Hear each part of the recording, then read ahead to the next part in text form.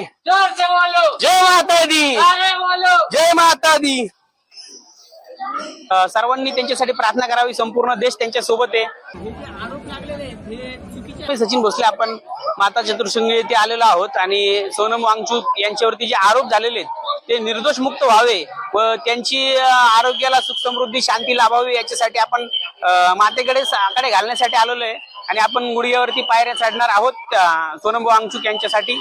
तर सर्वांनी त्यांच्यासाठी प्रार्थना करावी, संपूर्ण देश त्यांच्या सोबत आहे।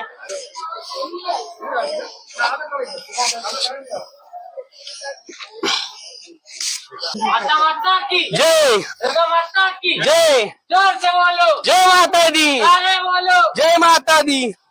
माता माता की, दुर्गा माता की। या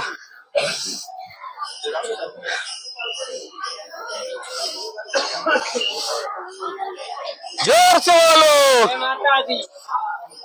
सारे बोलो। सोनम वांगचुक। यस,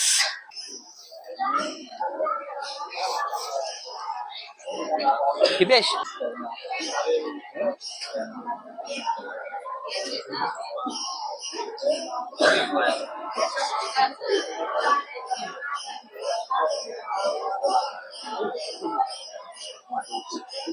दे दे।